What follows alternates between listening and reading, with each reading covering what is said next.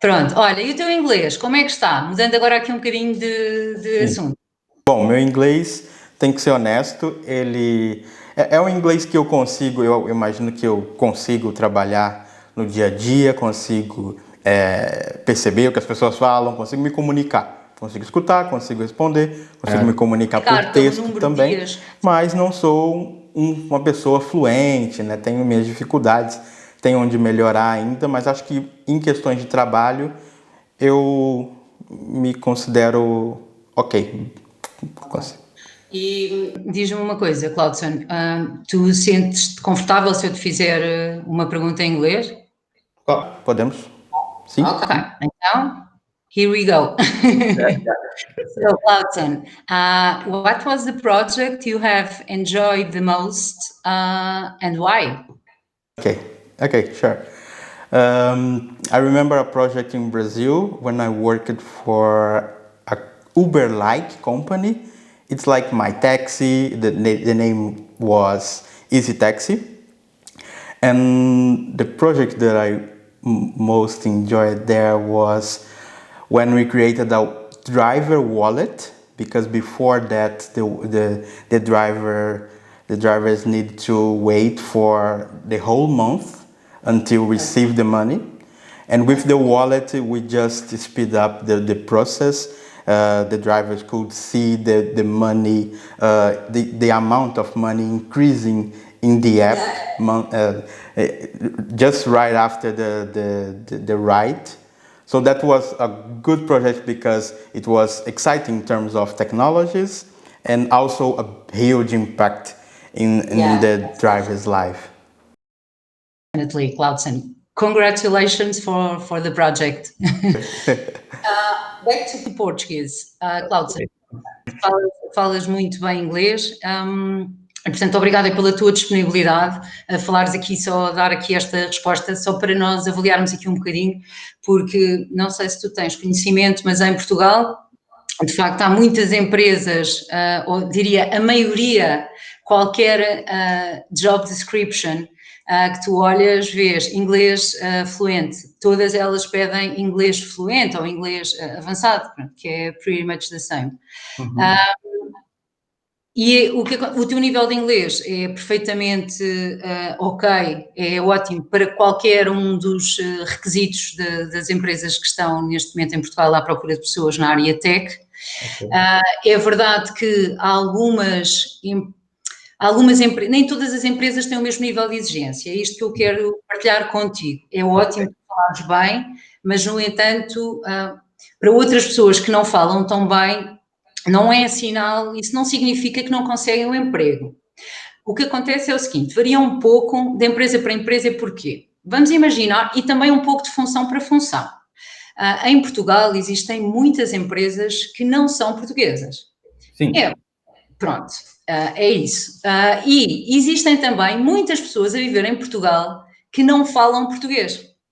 Então é muito normal tu de repente na empresa, a empresa para onde tu vais trabalhar, tu tens uma pessoa da Polónia, tens uma pessoa da Holanda, tens uma pessoa da Alemanha, de repente até o teu tech lead ou o product owner ou sei lá, o DevOps é polaco, é holandês, é inglês, pronto.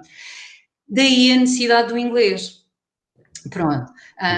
É necessário, a empresa que está a contratar tem que ter a garantia de que o candidato vai entender, vai poder participar, por exemplo, numa reunião, entender a mensagem e também conseguir expressar-se, Sim. dar a sua opinião, dizer o que pensa. Pronto. Isto, ou seja, concluindo, neste tipo de ambiente, empresas que são muito multiculturais, o nível de inglês tem que ser um nível de inglês bem fluente. Ok. C1, C2, estamos a falar do nível bem avançado. Sim. Agora, uma empresa que não é assim tão multicultural, se calhar os seus clientes nem sequer são clientes que estrangeiros, até está, a maioria dos clientes não estão fora de Portugal, convém sempre conseguir o mínimo, minimamente expressar-se em inglês, mas não é exigido um nível de inglês assim tão fluente.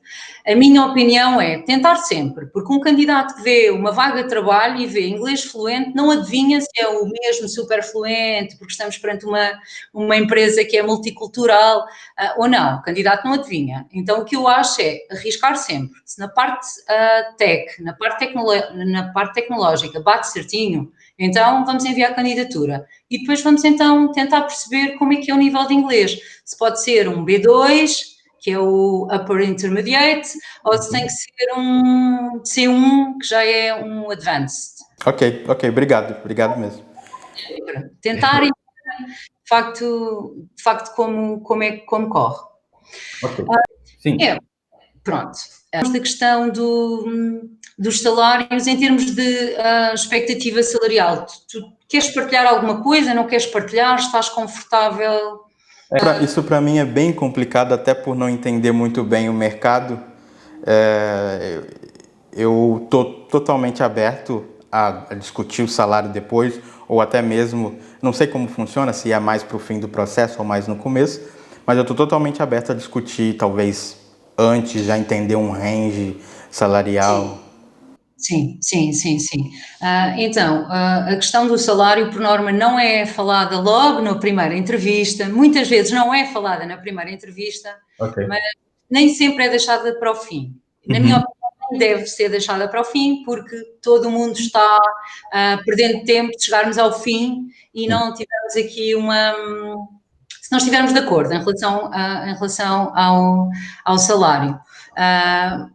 Portanto, nesta fase, se tu quiseres partilhar a tua expectativa salarial, obviamente que posso partilhar contigo se está alinhada ou não. Acho que não é um tabu, claro.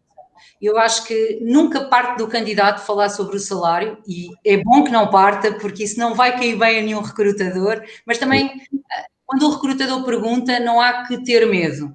Eu já falei com alguns cidadãos brasileiros que, quando eu pergunto qual é a tua expectativa salarial, falam um valor bem baixo. E eu penso, é porquê? É porque querem tanto vir para Portugal que vêm por qualquer valor. Não façam isso. Não façam isso. Eu acho que quando a pessoa não conhece, a pessoa pode dizer, olha, eu não sei, tenho alguma dificuldade em dizer exatamente qual é a minha expectativa salarial, eu posso dizer quanto é que eu ganho atualmente no Brasil e da análise que eu fiz em Portugal, eu penso que, tendo em conta o custo de vida, eu penso que, sendo eu um developer sénior, isto é um exemplo, eu diria que eu deveria ganhar 2.000 euros líquidos, seria esse o valor. Mas também gostaria de ouvir da sua experiência e também da realidade da empresa, não é? Da sua empresa, se este salário está alinhado ou não. Ou seja, dizer aquilo que eu acho que o candidato deve dizer, aquilo que realmente ele acha que merece, da análise que já fez no mercado, não é? Mas também deixar a porta aberta para também não dizer só, eu quero este valor e se não for este valor eu não aceito. Isso também não está certo, não é? Dizer, olha, a análise que eu fiz e da experiência que eu tenho, eu penso que este seria o valor justo. No entanto, eu gostava também de ouvir de si, gostava de perceber o que é que você acha, o que é que tem para me dizer e o que é que tem para me dizer. Deixar assim um pouco a porta aberta. Mas acho que Eu agradeço por você me explicar. Eu acho que, baseado nisso, eu posso fazer uma pesquisa melhor depois e te enviar por e-mail uma pretensão? sem dúvida, isso é super, super normal. Ok, obrigado. Fica à vontade para pesquisar. Há um site também que se chama Cost of Living, que tu podes também podes também acessar e perceber também como é que é o custo de vida em Portugal, mas também alguma dúvida que tenhas sobre custo médio de habitação, etc. Também estou disponível para te ajudar, Tá bem. completamente. Obrigado mesmo, Célia. Tá bom? E outra coisa, na hora de apresentar a expectativa salarial e depois de receber a proposta, se não estiveres confortável com o valor da proposta que receberes, por favor, informa-me, porque há alguns candidatos que, não gostei da proposta, vou recusar. Pronto. Não está alinhada com as minhas expectativas, já não vou aceitar, vou dizer que não e pronto. Não, conversar. Em Portugal é normal existir negociação de salários. Ok. Tá bom? Portanto, fica à vontade. Eu sei que em alguns países isto não existe, é até uma ofensa, não é? Mas em Portugal não. É normal as pessoas conversarem, chegarem a um entendimento, não é? Acho que também tem um pouco de medo de negociar e perder a vaga enfim, ou ser mal entendido. Acho que tem uns mitos mesmo. Não há que ter medo. Não há que ter medo. O que nós não podemos fazer, Claudson, imagina, tu dizeres, por exemplo, que a tua expectativa salarial é 50 mil euros ano, imagina, o que estás a dizer é, Célia, eu quero receber 50 mil euros ano, mas na realidade, tu sabes que o que tu mereces são 40 mil e tu sabes que se eu te oferecer 40 mil, tu vais aceitar. Uhum. Então, o que é que acontece? Tu me dizes, Célia, é 50, e eu te digo assim, Cláudia, olha, 50 não vai dar, mas eu consigo 40. Uhum. Que até é um valor que tu estás disponível para aceitar, mas como tu já disseste os 50 mil, como é que tu vais fazer depois para negociar tanto, para baixar, para dizeres, ok, então eu aceito 40? Fica meio estranho. Então, o que eu aconselho é até fornecer um intervalo, uma banda salarial, nós aqui falamos uma banda ou um arranjo. Uhum. Dizer, por exemplo, olha, a minha expectativa salarial situa-se em, vamos imaginar que o valor que tu me vais enviar vai ser um valor mensal. Tu dizes, por exemplo, olha, situa-se entre 1.800 e 2.100. Pronto, assim é um intervalo. Então eu sei que tenho aquela margem para tentar apresentar-te uma proposta o mais aliciante possível. E isto dos 50 mil aconteceu há bem pouco tempo. Um candidato que disse que queria 50 mil Obrigado e tinha que ser mesmo, 50 mil porque ele era sénior e tinha que ser e tinha que ser. Pronto. Uhum. E a empresa ofereceu-lhe 42. Ok. Pronto. E ele por acaso até me ligou a dizer, olha, Célia, porque era um processo externo. Ele perguntou-me como é que eu vou negociar? E eu disse-lhe, olha Bruno, tu vais ter que me dizer exatamente qual é que é o valor mínimo para ti, qual é que é aquele que tu te sentes mesmo confortável se tu receberes. Porque 50 mil eu também gostaria de receber 60, 70, 80, mas eu não posso mandar assim um número para o ar que na realidade não é um número, como é que eu ia dizer? Tem que existir algum bom senso, não é? Com certeza.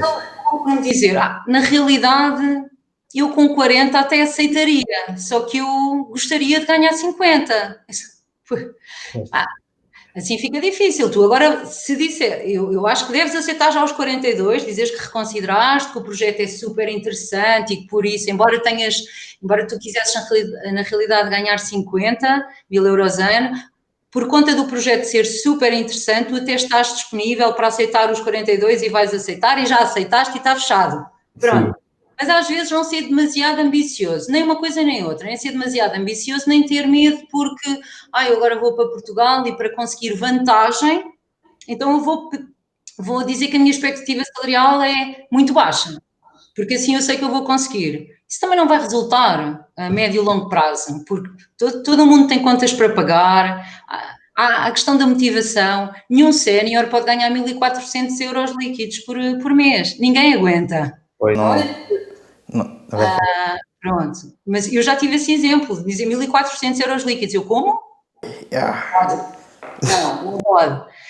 Calma, não podemos desesperar e temos que, por vezes, aguardar as oportunidades, esperar pelas oportunidades certas. Se não for agora, vai ser na outra, se não é nesta, é na outra, mas sem desespero e não ser demasiado ambicioso, mas também não pedir um valor muito abaixo, porque está quase desesperado para vir. Entendes, Claudson? Pronto, então quando quando me enviares a tua expectativa salarial, tem isso em consideração. Agradeço muito pela ajuda mesmo. É difícil encontrar alguém que dá tanta informação, porque é uma situação muito difícil também do lado de quem está sendo recrutado. Já passei por isso de dar um salário mais baixo para, né, como você disse, ganhar pontos ou ser a primeira opção da empresa. Então, obrigado mesmo pela... Não, nada. E se dar um salário mais baixo acaba não resultando, porque tu vens para Portugal, consegues a vaga, mas passado 3 meses, tu tens um monte de recrutadores a enviar mensagem, tu vais ver um monte de vagas e aí o que é que tu vais querer? Tu vais querer sair, não é? E vais querer, não, afinal estou a ganhar pouco, entendes? Isso vai gerar muita insatisfação e então nunca fazer isso. Ok, obrigado. Por último, eu não sei se tu tens alguma pergunta sobre.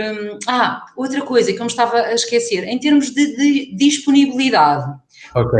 Quanto tempo é que tu demorarias para estar em Portugal? Ok, como eu não tenho documentação ainda, acho que eu fico muito dependente do consulado.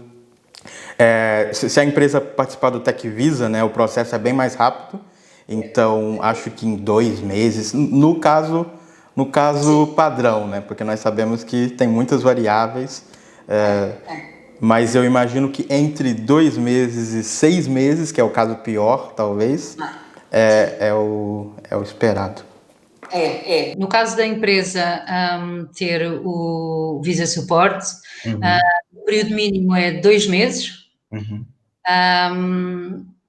E poderá chegar aos 3, numa situação normal. O que acontece é que, se alguma coisa corre mal, por exemplo, nesta altura que nós estamos com Covid, vamos imaginar que a situação piora, várias pessoas do consulado não vão trabalhar, vão estar a trabalhar a partir de casa, ou se calhar não vão todas trabalhar, os processos vão demorar e pode chegar aos 6 meses, como tu mencionaste. Mas eu diria que, em média, 3 meses, com Visa Suporte, sendo uma empresa a tratar por ti. Certo. Tá bom? Pronto, mas ok, então vamos apontar para esses 3 meses. E, Claudson, resta-me perguntar-te se há alguma pergunta que tu gostasses de fazer, alguma questão que tu tenhas, alguma dúvida.